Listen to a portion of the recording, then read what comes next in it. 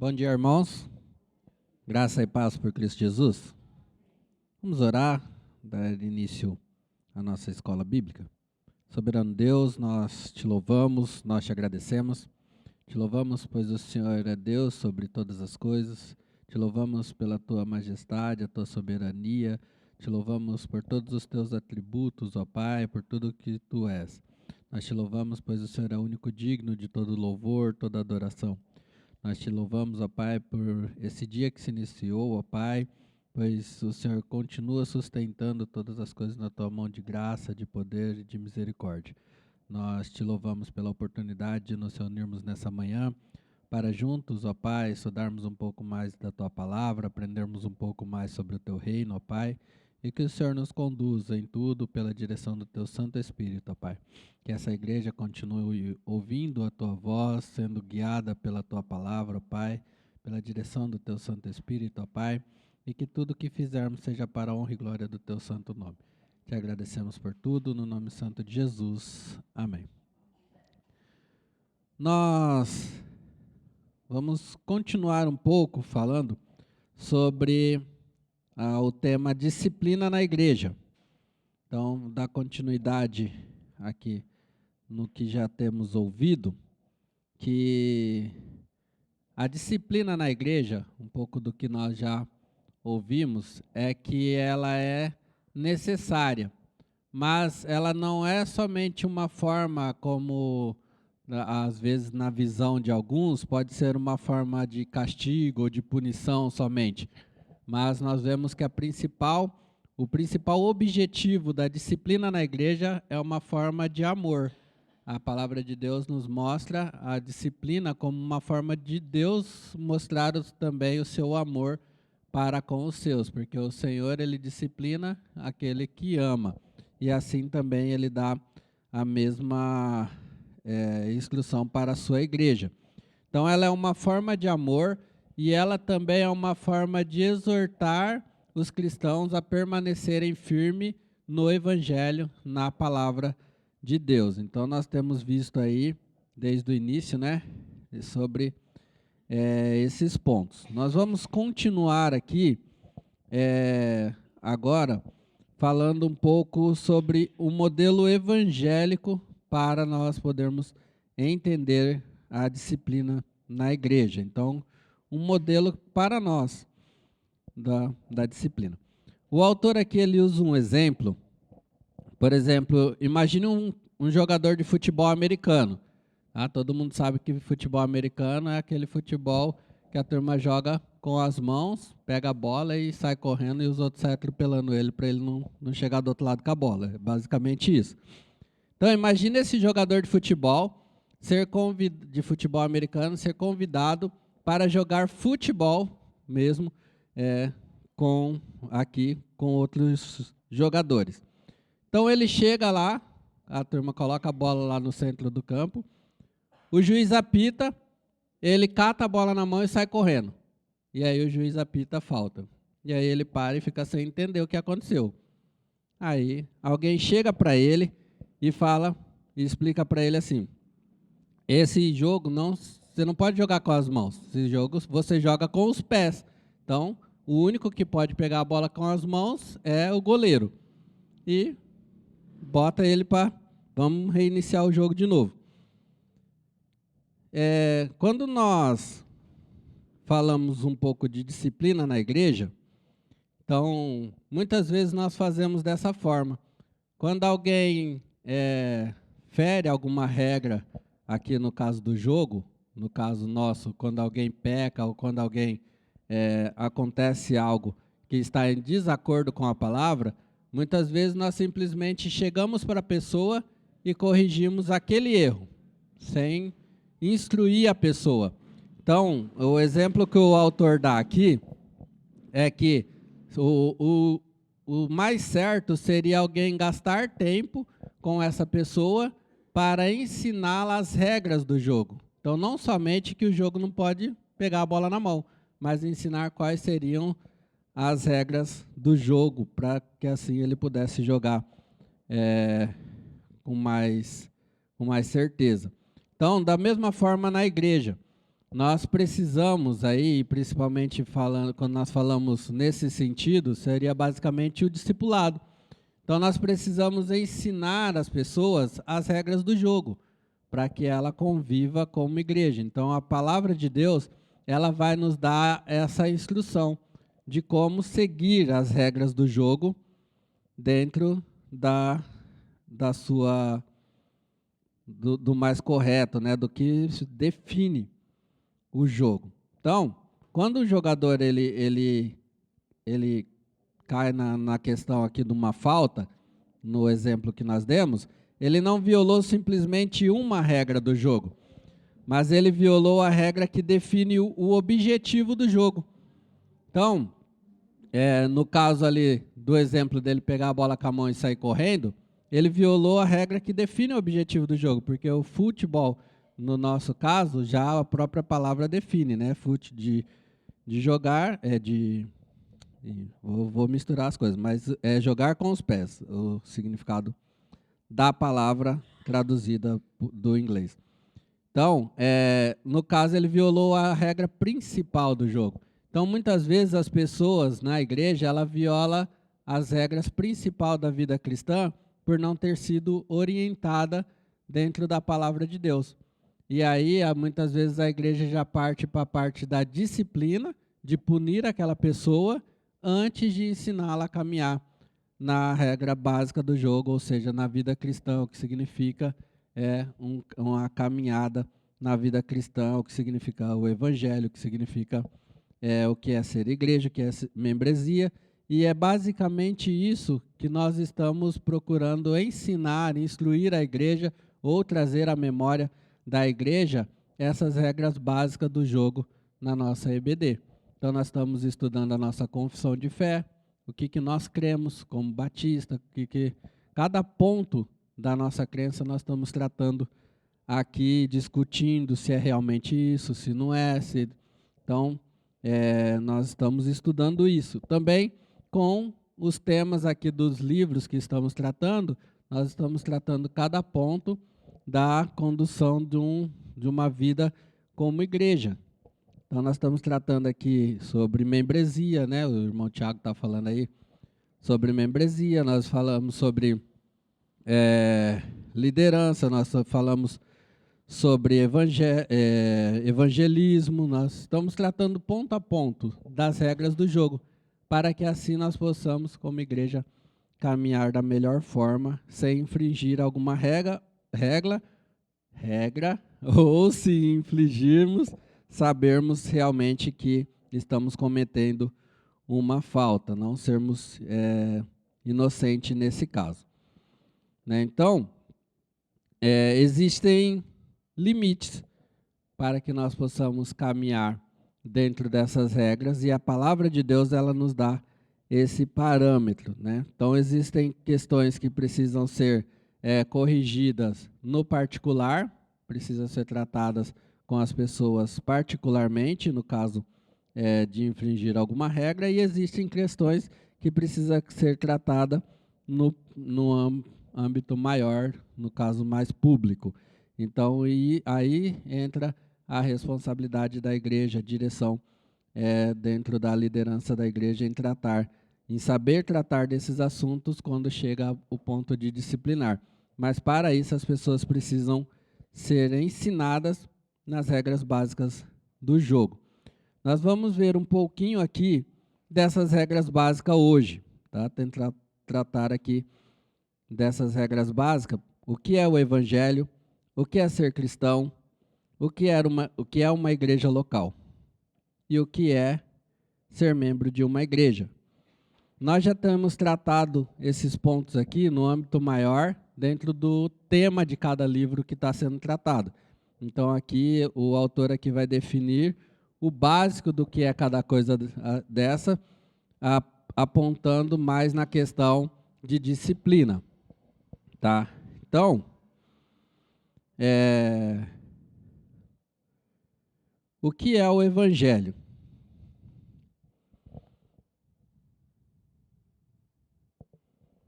Definir um modelo para a disciplina na igreja exige que compreendamos o evangelho. 2, o que é ser cristão. 3, o que é uma igreja local. 4, o que significa ser membro de uma igreja. Então, o primeiro ponto, o que é o evangelho? Tá? O evangelho, se qualquer um de nós aqui for questionado, o que é o evangelho? A primeira resposta que nós vamos dar é que é a boa notícia, né? As boas novas a respeito de Jesus, da sua obra, tá? Então é realmente isso.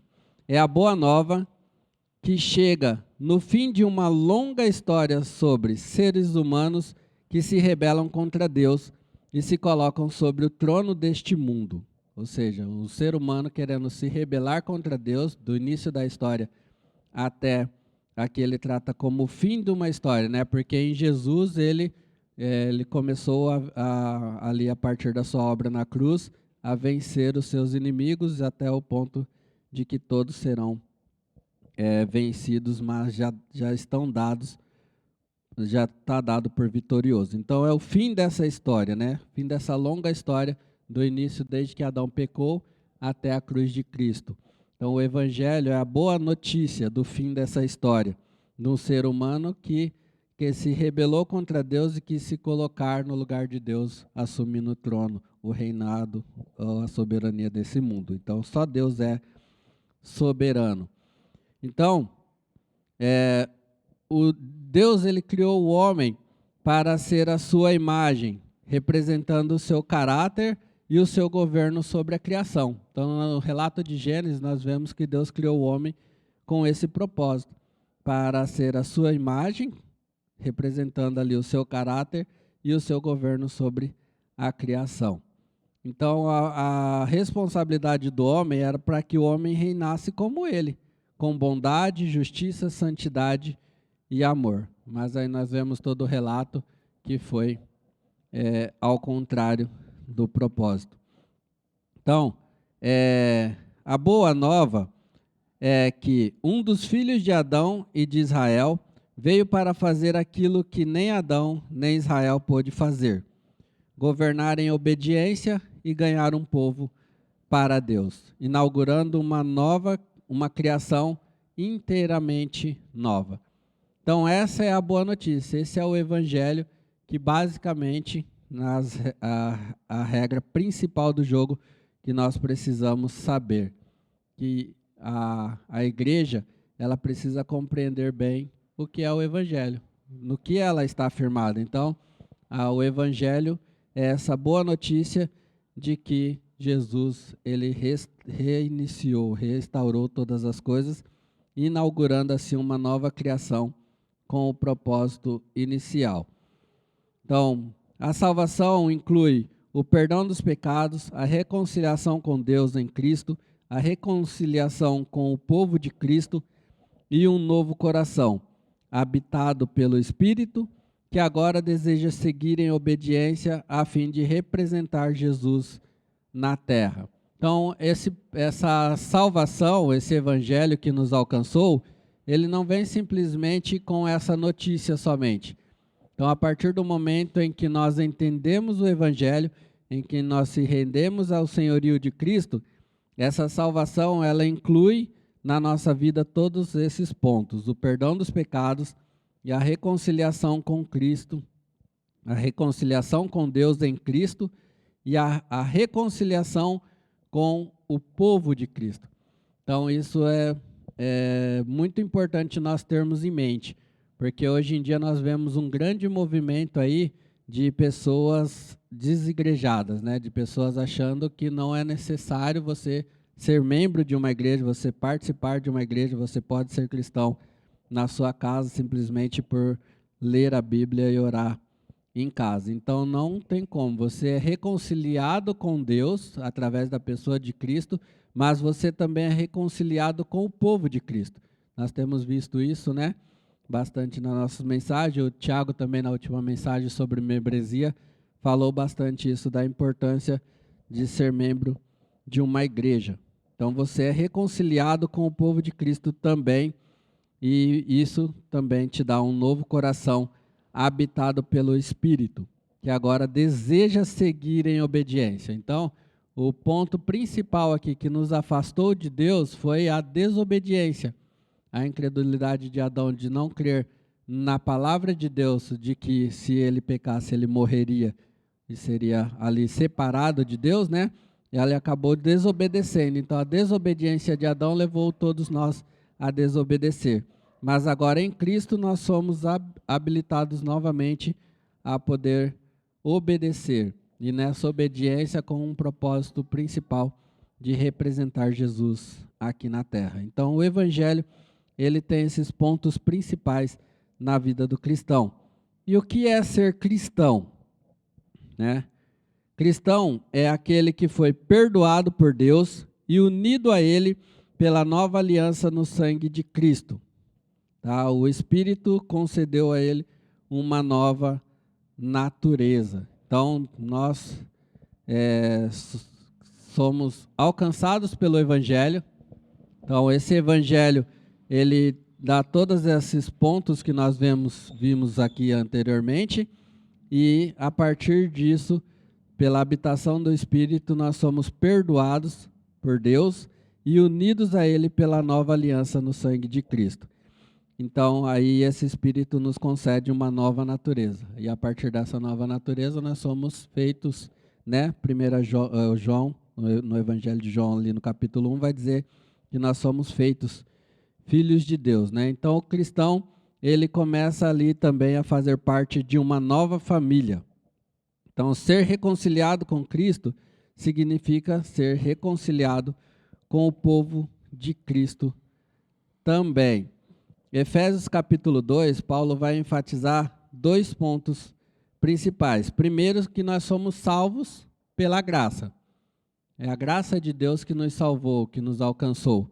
E também que a partir dessa salvação, a parede de separação entre judeus e gentios foi rompida. Então não existe mais essa separação, existe somente um povo agora, e esse novo povo criado por Cristo. Então existe um só povo, existe um só Senhor. Então nós começamos a fazer parte dessa família de Cristo, ou o povo de Cristo, como o autor trata aqui, agora adotados nessa família.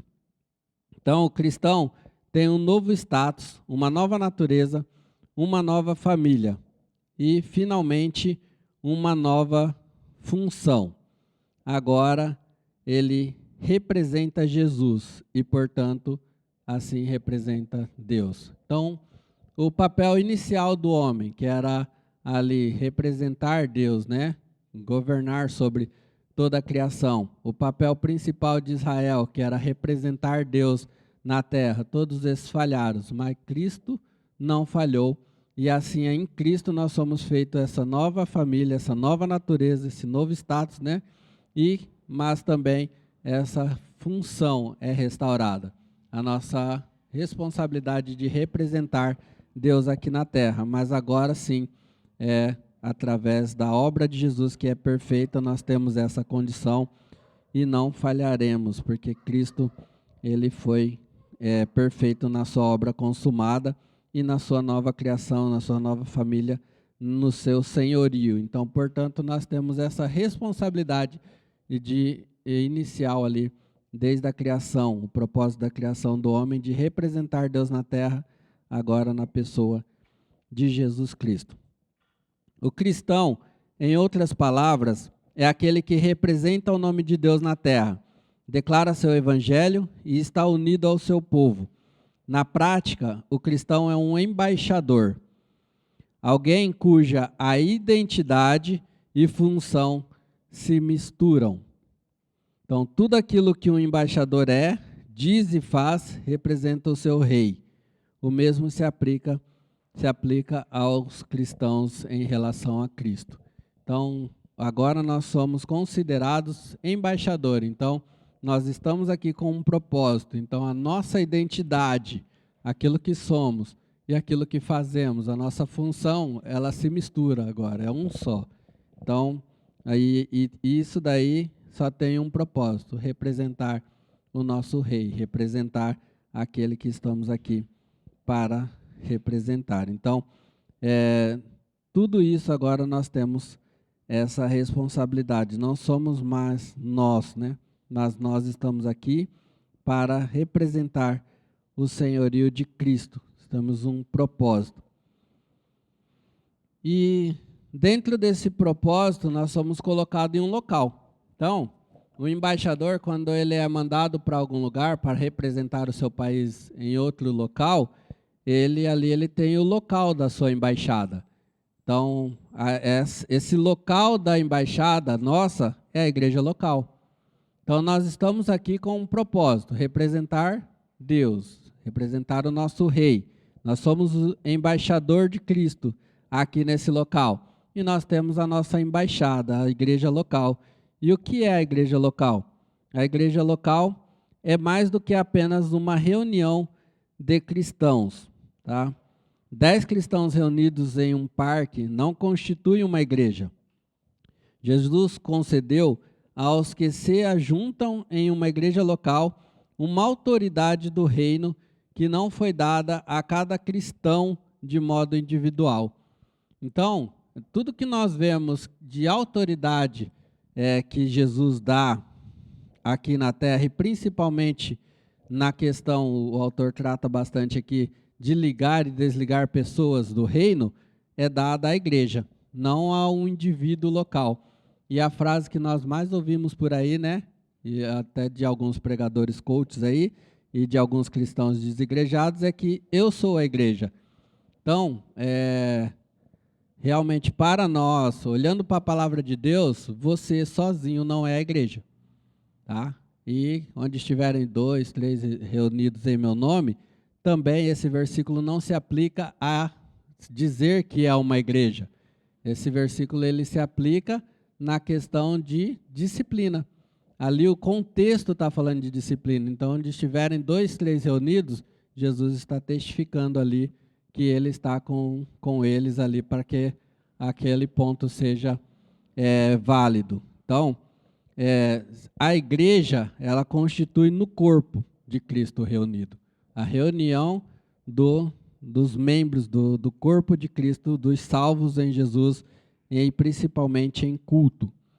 Então, você individualmente não é a igreja. Você representa a igreja. Onde você estiver, por exemplo, você está ali representando a terceira igreja batista. Quer você esteja dando bom testemunho ou mau testemunho, quer você esteja ali fazendo um culto ou simplesmente numa roda de amigos, você está ali representando a igreja local. Você é membro daquela igreja. Qualquer atitude que você tiver, você vai ouvir assim, mas você não é da igreja?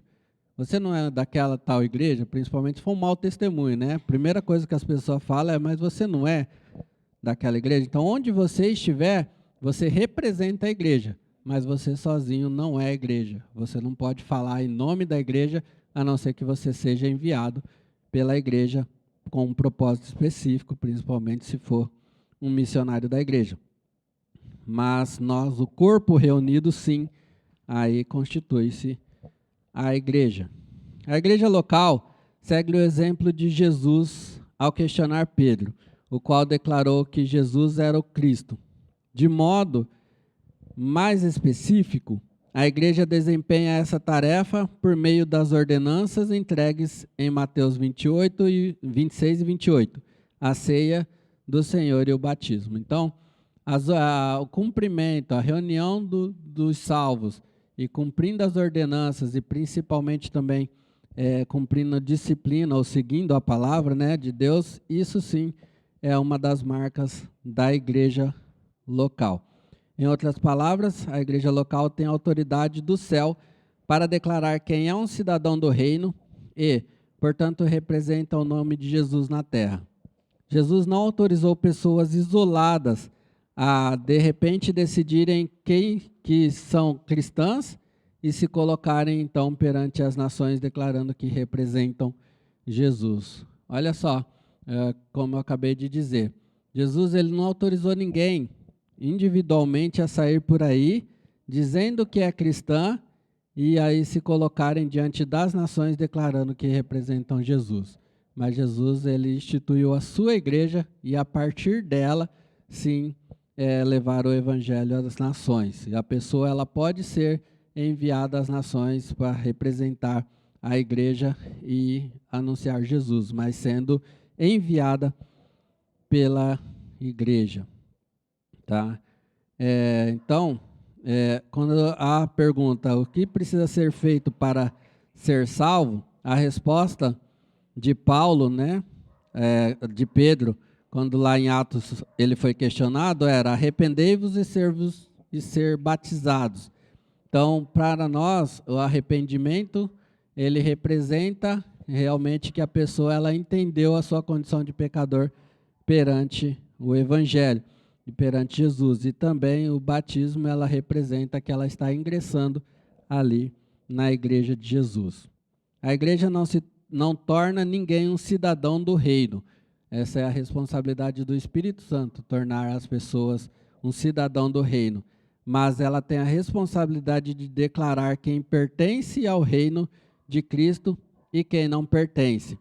Então, a responsabilidade de uma embaixada dentro de algum país, ela tem a responsabilidade de testificar se aquela pessoa realmente ela está ali naquele país e ela representa o país de origem dela. Testifica, a embaixada ela testifica isso. A responsabilidade da igreja é a mesma.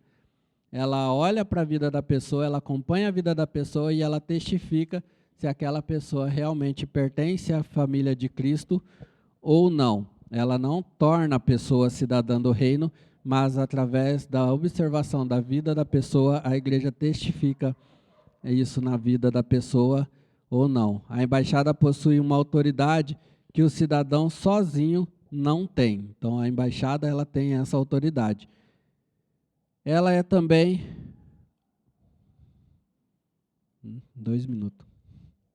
Ela é também o corpo, a família, rebanho, templo, coluna e alicerce da verdade e muito mais que a palavra de Deus trata, que é a igreja. Definir institucionalmente a igreja local para definir institucionalmente a igreja local, poderíamos, portanto, dizer que o que é a igreja? Ela é um grupo de cristãos que se reúne com regularidade em nome de Cristo para confirmar e supervisionar em caráter oficial o vínculo de uns com os outros em Jesus Cristo e com o reino dele, por meio da pregação e das ordenanças do Evangelho. Os cristãos, eles não se filiam à igreja, eles se submetem a ela. Então, essa mentalidade nós precisamos ter bem claro na nossa visão do que é a igreja. Nós não nos filiamos a uma igreja, nós se submetemos a ela pela autoridade que ela tem na palavra. E quem quiser saber mais o que quer dizer isso, entra lá no YouTube, na mensagem no estudo do Tiago sobre membresia passado, ele tratou bastante sobre se submeter à igreja.